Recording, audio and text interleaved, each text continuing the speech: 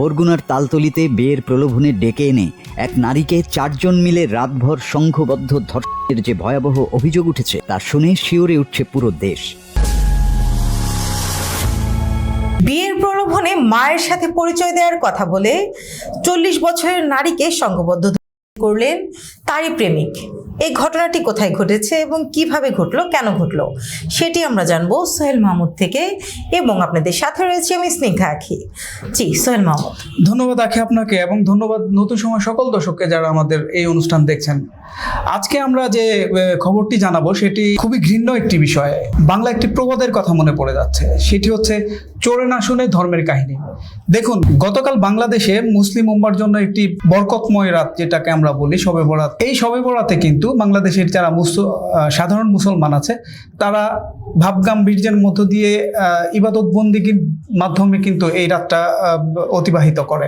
তো আজকের যে ঘটনাটা আমরা আলোচনা করব সেটি হচ্ছে সাধারণ মুসলিম একটি ছেলে, তারই সঙ্গে কাজ করা 40 বয়সী এক নারীকে বিয়ের প্রলোভন দেখিয়ে নিজের বাড়িতে নিয়ে গিয়ে তার সহযোগী আরো 3 জনকে নিয়ে এই শবে বরাতের রাতে সারা রাত ধরে পালাক্রমে করেছে। তো ঘটনাটি ঘটে হচ্ছে বরগুনা উপজেলার তালতলি উপজেলার পচাকড়ালিয়া ইউনিয়নের বড়পাড়া গ্রামের মানিক হাওলাদারের বাড়িতে। এই যে মানিক হাওলাদার, তার ছেলেই হচ্ছে হিরণ হাওলাদার।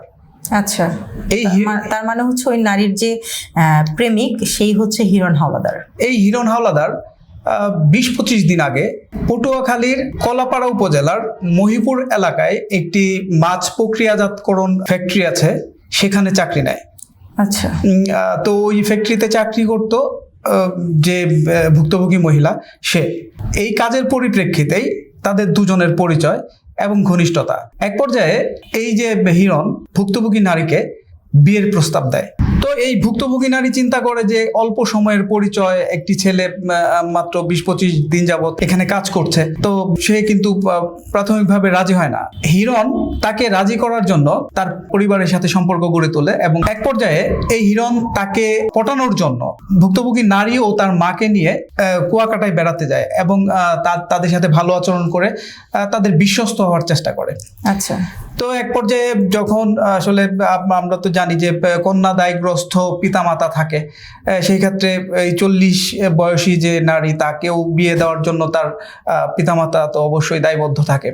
সেক্ষেত্রে তারা রাজি হয় এবং এটা বলে যে পারিবারিকভাবে যেন তাদের বিয়ে হয়, এবং আর যে ছেলের যে মানে বাবা মা আছে তারা তাদের সাথে কথা বলতে চায়।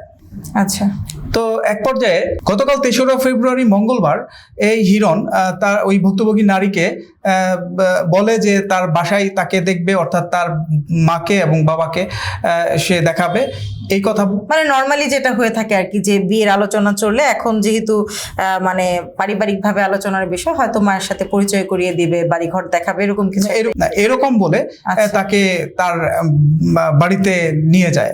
মহিপুর এলাকা থেকে তালতলিতে তার যে বাড়ি সেখানে নিয়ে যায়, এবং সে বিকেলে রওনা করে। তালতলিতে যেতে যেতে রাত হয়ে যায়, এবং এটা অনেকটা যেহেতু তার মনে একটা বাজে চিন্তা ছিল, এজন্যই সম্ভবত সে এমন একটা সময় বেছে নিয়েছে যে সময়টা আসলে সন্ধ্যার পর এবং রাত হয়ে যায়, যাতে দিনের আলো না থাকে বা কেউ তাদেরকে দেখতে না পারে। এটা একটা বিষয় হতে পারে, এটা পূর্ব পরিকল্পিত তো অবশ্যই। তো সেই ক্ষেত্রে ওই যে গতকালকের যে রাত শবে বরাত, সেই রাতকেই সে বেছে নেয়, এবং সে এই কথা বলে কিন্তু তার বাড়িতে নিয়ে যায়। এবং তার বাড়িতে কিন্তু আমরা ভুক্তভোগী নারীর কাছে যে বর্ণনা পাই, সেখানে কেউ ছিল না, এবং সে বাড়ির বিষয়ে যখন আমরা আশেপাশের লোকজনের কাছে জিজ্ঞাসা করি, তখন কিন্তু তারা বলে যে এই যে মানিক হাওলাদারের ছেলে হিরণ হাওলাদার, সে কিন্তু ওই বাড়িতে কিছুদিন পরই এই যে নারী ঘটিত যে ব্যাপারটা এইটা করে থাকে, অর্থাৎ অন্য কোনো জায়গা থেকে নারীদেরকে পটিয়ে সে নিয়ে আসে এবং করে। আচ্ছা, এই যে ঘটনা বাড়িতে নিয়ে এসে এরকম ঘটনা ঘটায়, যেটা আপনি এলাকাবাসী বা প্রতিবেশীর সাথে থেকে জানতে পেরেছেন, তো সেই ক্ষেত্রে তারা কোনোভাবে এই হিরণকে বাধা দেওয়ার চেষ্টা করেনি বা এটা নিয়ে কোনো আইনগত ব্যবস্থা নেওয়ার চেষ্টা করেনি? আমরা যখন এলাকাবাসীকে এই প্রশ্নটা করি যে সে দিনের পর দিন এই যে অপরাধমূলক কর্মকাণ্ড চালিয়ে যাচ্ছে, আপনার এলাকাবাসী হিসেবে তাকে কেন বাধা দেন না, বা কেন সে এই কাজটা এখনো চালিয়ে যেতে পারছে প্রকাশ্যে, তখন এলাকাবাসী যেটি জানায় যে হিরণ মূলত একজন খারাপ লোক।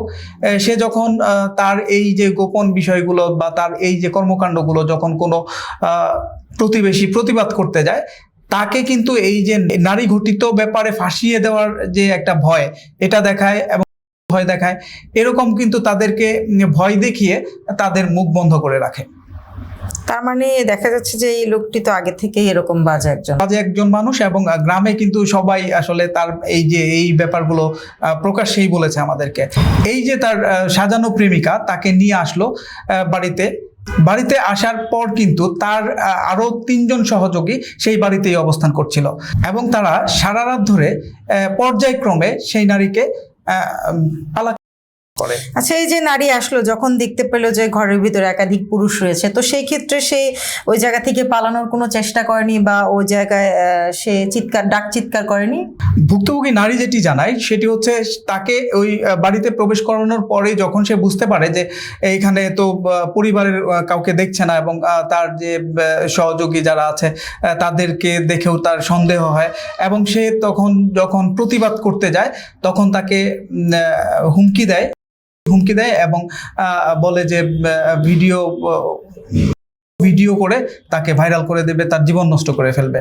এরকম ভয়ভীতি দেখিয়ে তাকে কিন্তু পালাক্রমে তারা সারা রাত ধরে করে, এবং এক পর্যায়ে যখন তারা 4 জনই একসাথে ঘর থেকে বের হয়ে যায়, এই সুযোগে সেই নারী সেই ঘর থেকে পালিয়ে বের হয়ে পাশেই থাকা এক মসজিদের পাশে অবস্থান নেয়, এবং সেখানে সে অনেক রাত এবং সেখানে সে কিন্তু কান্না করতে থাকে। তারপর যখন ফজরের নামাজ শেষ হয়, তখন মসজিদের যে মুসল্লি তারা বের হয়ে দেখে যে মসজিদের কোনায় এক নারী কান্নাকাটি করছে। তখন তাকে কান্নার কারণ জিজ্ঞেস করলে তখন সে সব ঘটনা খুলে বলে, এবং এরপর স্থানীয় মুসল্লি যারা আছে তারা স্থানীয় তালতলি থানায় খবর দিলে পুলিশ এসে তাকে উদ্ধার করে।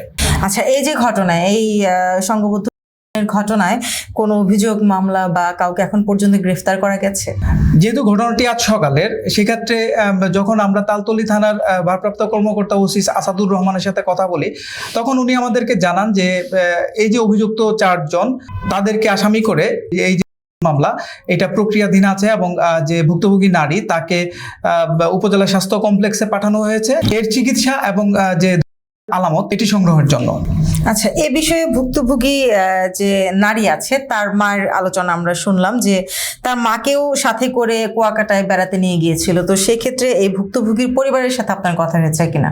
আমরা যখন এই ভুক্তভোগী নারীর পরিবার আছে তার মার সাথে যখন আমাদের কথা হয়, তখন উনি জানান যে এই যে হিরণ এই ছেলেটা কিন্তু স্বল্প কিছুদিন হয়েছে তাদের পরিবারের সাথে পরিচয় হয়েছে, এবং তাদের বিশ্বস্ততা অর্জন করার জন্য কিন্তু সে অনেকভাবেই চেষ্টা করেছে। তাকে বিশ্বাস করেই কিন্তু তার মেয়েকে সে তার সাথে দিয়েছে। সেও জানায় যে হিরণ তাকে তার পরিবারের সাথে দেখা করানোর জন্য তার মেয়েকে নিয়ে যায়, এবং পরবর্তীতে শুনতে পারে তার মেয়ের সাথে এই ঘটনাটা ঘটেছে। এতে সে নিজেও খুব মর্মাহত অবস্থায় আছে। জি, ধন্যবাদ সোহেল মাহমুদ। ধন্যবাদ দর্শক এতক্ষণ সময় আমাদের সাথে থাকার জন্য। আসলে আমরা সব সময় আপনাদেরকে সচেতন করার চেষ্টা করি এবং আপনাদেরকে জানাই যে যে কোনো সম্পর্কে জড়ানোর আগে একটু ভেবেচিন্তে, এই যে 25 দিনের সামান্য পরিচয়ে মাকে নিয়ে কুয়াকাটা ঘুরতে যাওয়া, এত দ্রুত বিশ্বাস করে সন্ধ্যার পরে একজন ছেলে মানুষ তার সাথে আপনি একা তার মায়ের সাথে দেখা করতে চলে গেলেন, এই জায়গাটায় কিন্তু আমি দেখছি ঠিক আছে যে হিরণ তার মনে বাজে চিন্তা ছিল, সে এটা ঘটাবে। বাট আমরা যদি নারীরা একটু সচেতন থাকি যে আমরা কার সাথে মিশছি, কোথায় যাচ্ছি, একা অন্য কারোর সাথে কোথাও না গিয়ে যদি একটু সচেতনভাবে সবকিছু করার চেষ্টা করি, তাহলে কিন্তু এরকম বড় দুর্ঘটনার হাত থেকে আমরা রক্ষা পেতে পারি। তো এই যে ঘটনায় আপনারা জানলেন যে একটি মামলার প্রস্তুতি চলছে, তো পরবর্তীতে এই ঘটনায় অভিযুক্তরা আটক হয় কিনা এবং এটা কোন দিকে যায় সেটি আমরা জেনে অবশ্যই আপনাদের সামনে হাজির হব। ততদিন পর্যন্ত ভালো থাকুন। আল্লাহ হাফিজ। আল্লাহ হাফিজ।